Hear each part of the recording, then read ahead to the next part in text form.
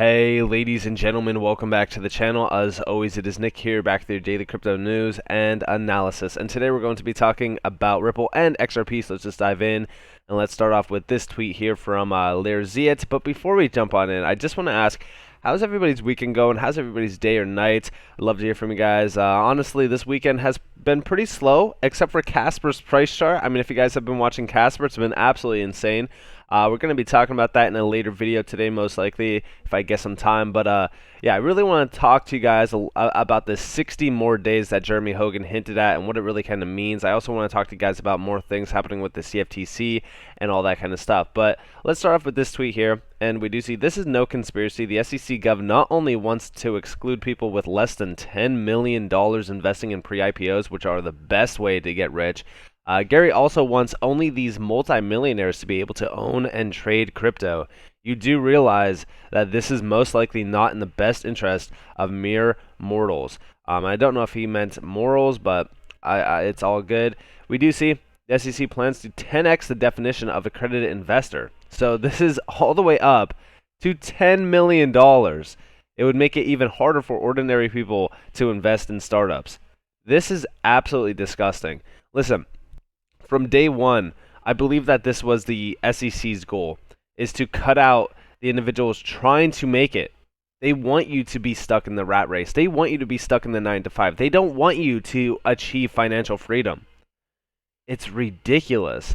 And we do see down here, has Gary given us a reason for why he wants to be, or why he wants this to be the case? And we do see, as always, it's quite intransparent. However, this is what I found. And this is from Lerziet, again, at Lerziet. I hope that I'm saying that at name right. I'm probably not, but go check them out. And we do see the proposals additions of investor or investment advisors, RBICs, LLCs, and other entities as potential accredited investors are reasonable. However, the minimum asset threshold should be $10 million and knowledgeable employees should not be deemed accredited. We do see down here, however, where the proposal would set a minimum assets threshold of $5 million, this minimum threshold should be raised to $10 million. A $10 million threshold would be more likely to capture investors who can reasonably be expected to have the sophistication and ability to withstand economic losses as to enable them to fend for themselves. So they want to try to, again, this is plain into the quotation marks of protecting the investor, because they want somebody who's educated, sophisticated, and they have the experience in terms of this area. But the problem here is that how are you ever going to get the experience? How are you ever going to learn by being able to actually go out there, invest your money, and see how everything works? Like, I've always been a hands-on person. Like, I've always been like, okay, if I want to learn how to do something, I'm going to have to jump into it and do it. How are you ever going to learn if you can't even get to be able to do it without having $10 million or $5 million? Like, this is ridiculous. Again, I've always said the SEC is out here to not protect you, but to hold you out of things. They don't want you purchasing. They don't want you in this game. It's absolutely disgusting what the SEC is doing here. And we do see over here from John E. Deaton as well. He's saying on January 1st, 2021, 9 days after the SEC versus Ripple, I said it appeared the lawsuit may have been used as a weapon because it made no legal or logical sense. Listen to her say it was difficult building the technology the last couple years for cross-border payments without pre-funded accounts. Someone needs to tell her the technology to do exactly that, or what she is so proud to announce, was already built in 2012. Called the XRP Ledger. Tim Draper called it on stage years ago. The incumbents use their friends in government to slow down the disruptors. And listen close to this. Sound familiar? If it does, then you believe in grand conspiracies. While JP Morgan is free to work with blockchain, Ripple was being stifled in the U.S. ETHgate, Gary Gensler resigned. And here you guys have it from JP Morgan themselves. Christine Moy, formerly of JP Morgan, now at Apollo Global with Jay Clayton. Listen closely. We have spent the past year working on blockchain-based core banking systems to make global payments more seamless, efficient, and programmable. While building the technology was certainly difficult, the hardest part was working through the various internal and external approvals required for legal and regulatory treatment of the blockchain-based deposit system. We are proud to announce that we are now live and able to facilitate cross-border transfers for corporate clients 24 hours a day, 7 days a week, 365 days a year, without being limited by traditional local cutoff times and pre-funding requirements. Additionally, We are continuing the US dollar multi currency payments clearing system work that we announced with the Monetary Authority of Singapore as part of the Project Ubin Phase 5 last year, building a multi bank shared ledger to enable cross border and multi currency payment settlements that are real time and atomic for the ASEAN region. And I just want to say one thing here. In my opinion, they are trying to kill XRP. I think that this was the goal since day one. I mean, like, this was clearly their motive. Now, I do want to know a few things about this, new mechanism that they are building here, and I just want to know one thing. Does it have instant settlement? Because that is the biggest key here. Remember, settlement, payment settlement compared to, making transactions is completely different. You could have rapid payments, but having rapid settlement tied to those rapid payments is the biggest key here. We don't know what's going to happen here, but you could definitely tell why they went after XRP. You could definitely tell why they went after Ripple too. Listen, they want to slow this down because the big people out there, the big money in the banking sector, they want to be a part of this entire grand scheme. They want to control everything because, again, they're losing tons of money. With what XRP is doing within the Ripple mechanism, it is taking money from these big bankers. It is siphoning the monopoly system that is already in place today. This is disgusting, and I cannot believe that people are still saying that this is a conspiracy, that this is all made up. You could clearly tell what is in front of our face and why the SEC went after Ripple. And also, we do see over here, Ripple lawsuit. John Deaton discusses the key thing as the SEC fails to move on Hinman documents. The XRP community continues to keep fingers crossed for release of Hinman documents. I don't believe that we will ever see those, but it's very interesting. And we do see a few discussions on this. The Hinman documents were due on October 13. Well, I shouldn't say the documents themselves, but it's the motion for reconsideration of Judge Torres' ruling regarding the Hinman documents. As of recent reports, this has not yet been filled or filed. James K. Fallon indicated earlier that the SEC might use several procedural tricks to further delay the release of the Hinman records.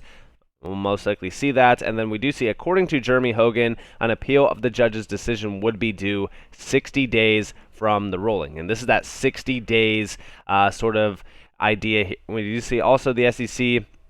And yes, we do have a little bit of a lot of people are kind of confused on this. This is the breakdown of that as well. We do see brief update on the Ripple versus SEC case. I see some confusion, therefore I tweet. On September 29th, Judge Torres overruled the SEC's objections to turning over the Hinman emails, but did not say when they must be turned over. Therefore, and then he kind of goes on to mention a few things in here, but he was talking about the 60 days. So we do see, he says that in essence, this will take about 60 days or possibly more if the SEC seeks to have the decision reconsidered, which remains unlikely.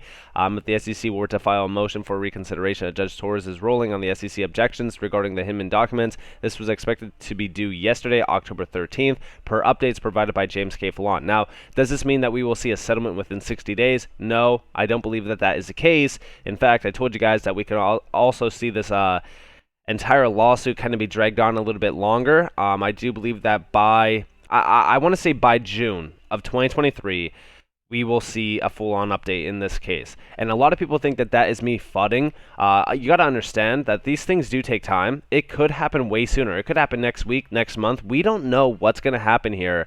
But I will say, I'm expecting that within the first half of 2023, we will see a full-on update here because, again, things are boiling up. The pressure is on the SEC here in terms of the Hinman documents and emails, and I think that this is the biggest, one so far around this entire SEC lawsuit. And we do see the lawsuit will therefore continue regardless of how many post-opponent notices the SEC issues as the Section 5 violation issue. Whether XRP as a security will move forward and be fully briefed by November 15th. So that's the big date that we are looking at. We do see a few discussions from Johnny Deaton here.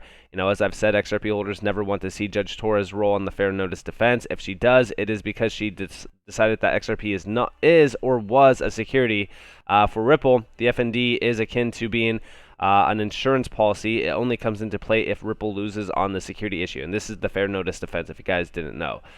So we don't want that to be the case. We actually want to see more of a discussion around these documents. Will we see them, come out to play? We don't know, but it would be very interesting to see them come out to play because, again, at the end of the day, these Hinman documents are like the biggest key piece of the puzzle to date. And I think that it is boiling up. I think that in the next 60 days we will see some major updates.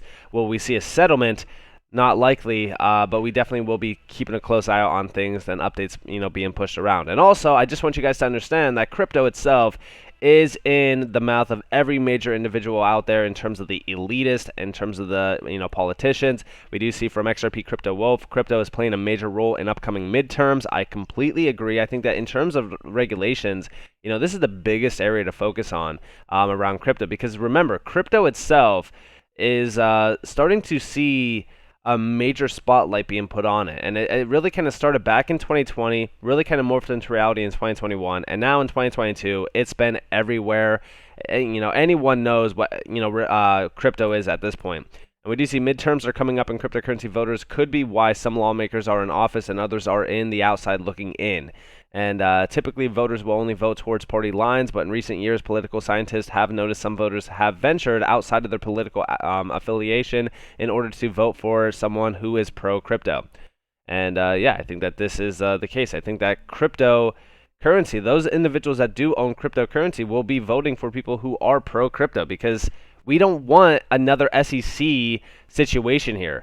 We do see while crypto regulation won't get done until midterms are over, it's good to see that crypto owners are impacting who will be involved in the regulation of crypto. And I think that this is the biggest key here. Crypto owners could significantly impact tight midterm races. Again, I think that crypto is playing a big role around a lot of things. And we do see U.S. voters who own crypto are on the rise just in time for midterms. And we do see a few discussions from Blockwork here as midterm elections approach. So-called cryptocurrency voters are becoming an increasingly desirable bloc, according to a political action committee that recently hit the scene.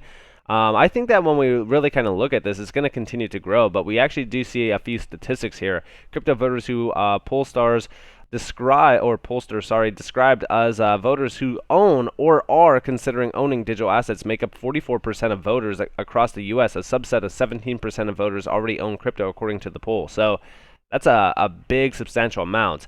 And they even go into depth on a few other ones as well. I mean, a third of the voters who own crypto are people of color, according to the poll as well. They go in depth on a whole bunch of things around this. So this is very interesting. I think that we will see a lot of those numbers continue to grow. I think that we need a lot more diversity within the space as well. I think that, even like I remember at one point in time, gender-wise, this space was not that diverse. So seeing a lot more diversity, seeing a lot more individuals jumping into crypto, even you telling your friends, telling your family about things, talking about crypto, talking about the idea of it, not necessarily telling them to invest. I never tell people to invest in crypto just because, it really isn't for everyone. I really don't think that investing should be in everyone's arsenal, just simply because you got to really understand a lot of things. I think that before you even invest your first couple dollars, I think that you really need to start learning a few things on what moves the market. And you also really need to gauge, what type of investor are you? Are you a long-term? Are you short-term? Are you a trader? Like, what's the case here? So there's still a lot that goes into,